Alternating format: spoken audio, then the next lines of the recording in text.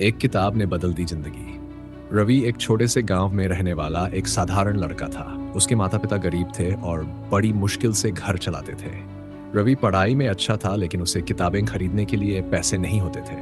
वह सरकारी स्कूल में पढ़ता था, जहां सुविधाएं बहुत सीमित थीं, लेकिन उसके मन में हमेशा ये इच्छा थी कि वह कुछ बड़ा करे और अपने माता पिता को गरीबी से बाहर निकाले। संघर्ष की शुरुआत।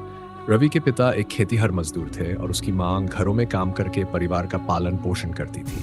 घर की आर्थिक स्थिति इतनी कमजोर थी कि कई बार 2 वक्त की रोटी भी ठीक से नसीब नहीं होती थी। रवि का सपना था कि वह पढ़ लिख कर अपने परिवार का जीवन बदल दे।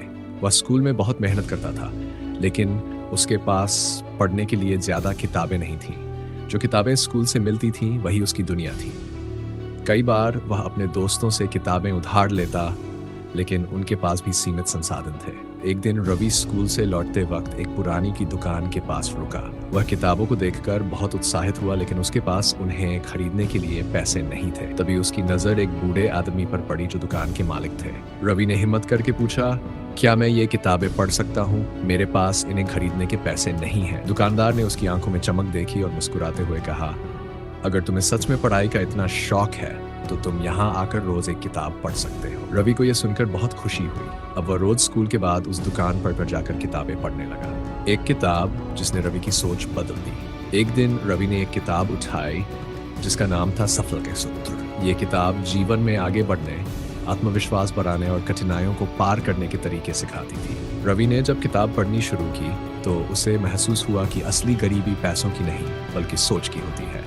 किताब में लिखा था, अगर तुम खुद पर विश्वास करोगे तो कोई भी कठिनाई तुम्हें रोक नहीं सकती। रवि ने यह सीख अपने जीवन में उतारने की ठान ली। उसने किताब से सीखा कि हर दिन कुछ नया सीखना चाहिए, खुद को अनुशासन में रखना चाहिए और हार न मानने का संकल्प लेना चाहिए। अब रवि पहले से भी ज्यादा मेहनत करने लगा। वह स्कूल में और ज्यादा ध्यान देने लगा, कठिन विषयों पर काम करने लगा और अपने शिक्षकों से मदद लेने लगा।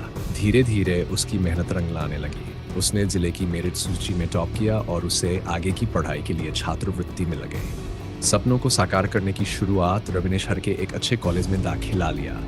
वह दिन रात मेहनत करता रहा और अपनी शिक्षा पूरी करने के बाद एक प्रतिष्ठित कंपनी में नौकरी पाने में सफल हुआ। अब वह अपने परिवार की गरीबी दूर कर सकता था। उसने अपने माता पिता को एक अच्छा घर दिलाया, अपने गांव के बच्चों के लिए एक पुस्तकालय बनवाया और उस बूढ़े दुकानदार को भी सम्मानित किया जिसने उसे बिना पैसे के किताबें पढ़नी थी। किताबों की ताकत। रवि की कहानी यह सिखाती है, एक सही किताब सही समय पर सही व्यक्ति के हाथ में पड़ जाए तो वह उसकी पूरी जिंदगी बदल सकती है। अगर रवि को वह किताब न मिली होती तो शायद वह आत्मविश्वास